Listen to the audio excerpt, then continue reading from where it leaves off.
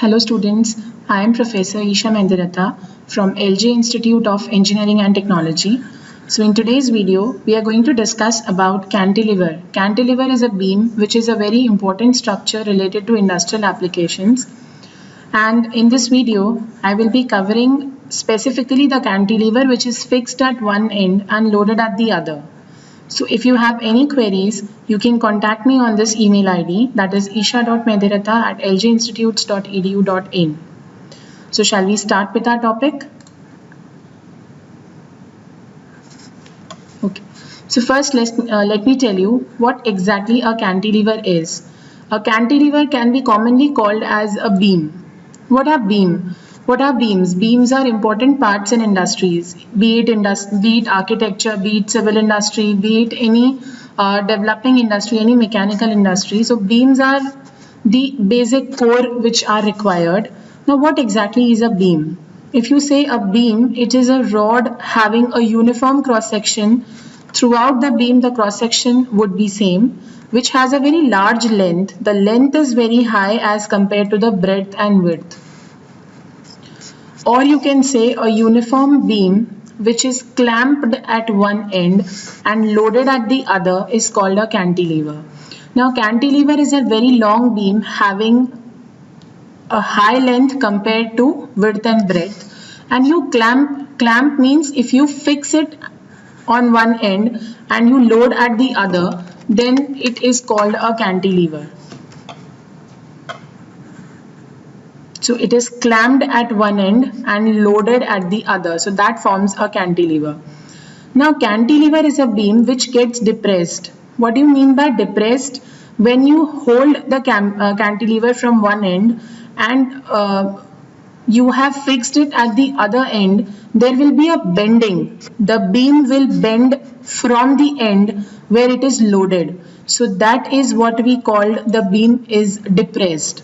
So a cantilever gets depressed when a long beam is clamped horizontally at one end to a rigid support or a fixed support and a load is placed at the other end. So it will be depressed or it will bend at the side where the load is kept. By knowing the dimensions of the beam, if you know what are the dimensions of the beam, if you know what is the load applied, you can find out what is the bending or what is the depression of that cantilever. Next, what are the assumptions made to obtain the expression of cantilever? So first of all, its elastic limit should not be exceeded. The load which is applied, it is an external force. You should not apply a force which is beyond the elastic limit, because if beyond the elastic limit the load is applied, your cantilever will be permanently deformed. In comparison to the load, weight of the beam is negligible. So weight of the beam should be less as compared to load. What happens if you just attach a very in comparison to load, the weight of beam should be negligible. If the load is very small, if the weight of the beam is very high, then very much large, then what happens? The beam won't bend. So load attached should be higher, should be more heavy than the weight of the beam. Shear stress over any cross section should be zero. What do you mean by shear stress? It is the stress which changes the shape. We do not want our shape of beam to be changed. We only want a temporary deformation. Material of the beam should have the same Young's modulus in tension and compression. Young's modulus is defined as the ratio of normal stress upon normal strain. So whether the beam is under tension, that is if you apply outward force, or in compression, if the force is inward, in both the cases, Young's modulus should be the same.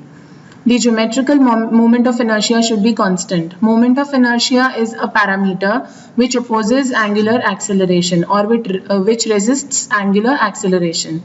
The radius of curvature of the neutral surface should be large as compared to thickness. We'll be discussing with the help of a diagram what exactly this last point means. Now let me give you an idea what exactly is the structure of beams.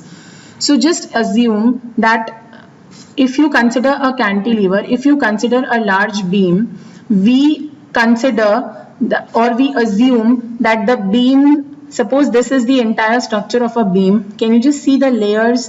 So this means the beam has many layers. Just assume you have 15-20 layers stacked one above the other. So that will give you the overall height. So this exactly is one beam which has 1, 2, 3, 4, 5 layers. This is just for reference. And then each particular layer, suppose I consider the topmost layer, so each particular layer is having filaments. So this diagram shows the layers in the beam, that they are stacked one above the other, and the next diagram, this diagram shows that each and every layer is formed of filaments.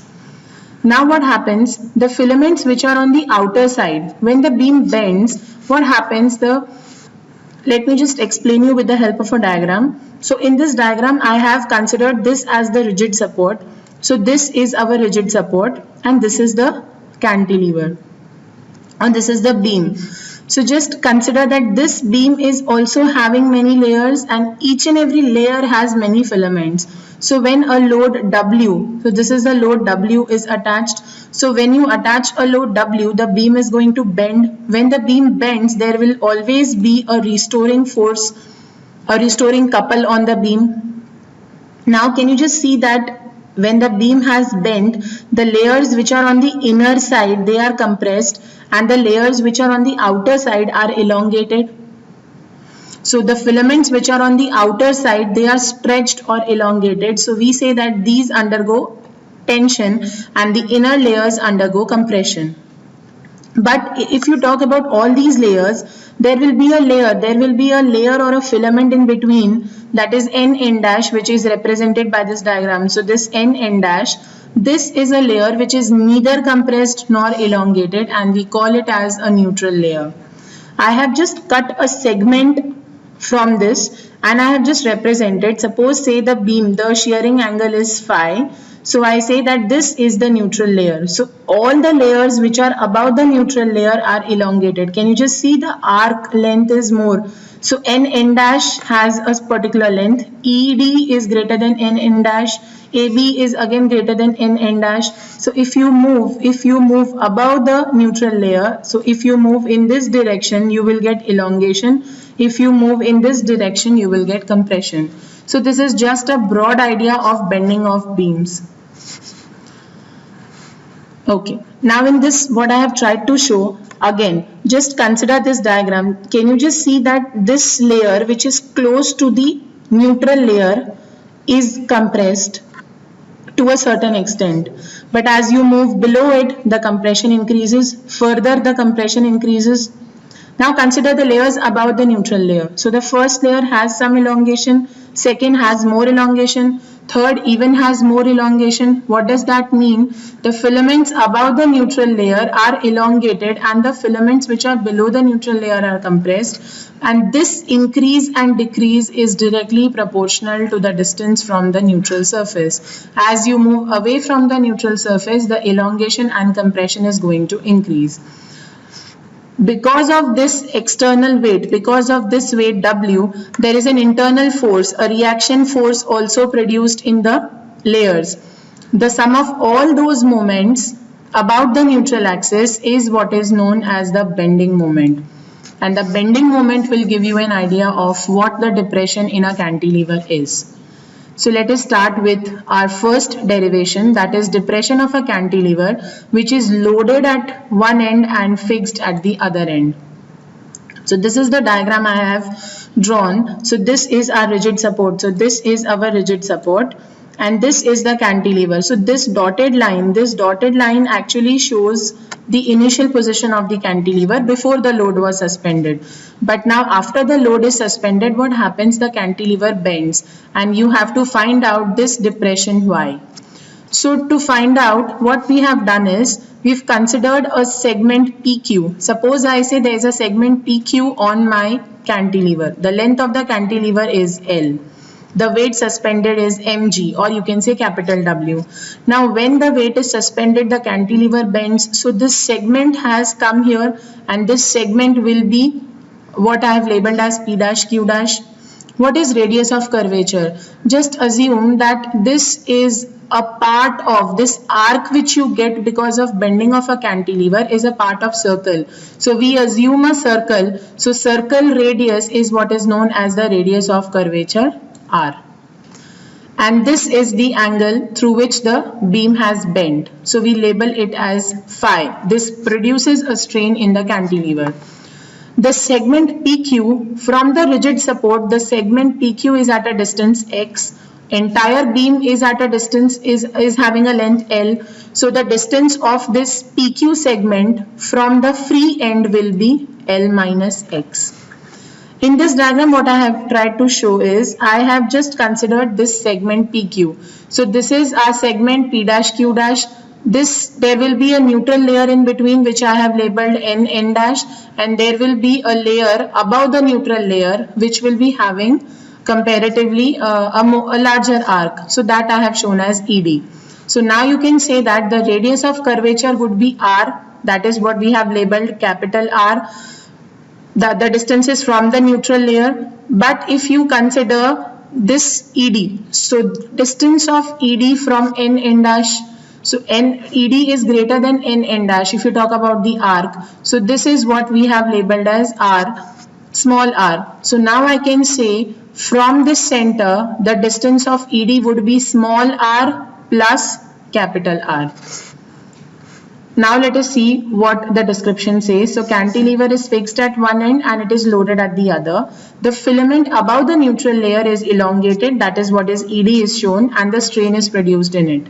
What will be the strain produced? Strain is defined as change in length upon original length. So what is the change in length here? The change in length is total length, that is small r plus capital R into phi. To find out the arc length, you should know the angle and the perpendicular distance. So we have ED, the distance is small r plus capital R into phi minus r phi upon the original length should be r into phi. So this gives us the strain produced as small r upon capital R. Now this strain will give us the value of stress, because we know the standard formula Young's modulus is equals to stress upon strain. We know the value of strain, we know the value of Young's modulus as y, so we can find out stress.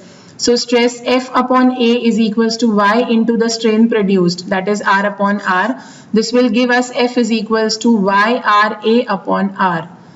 What will be the moment of force about the layer N dash?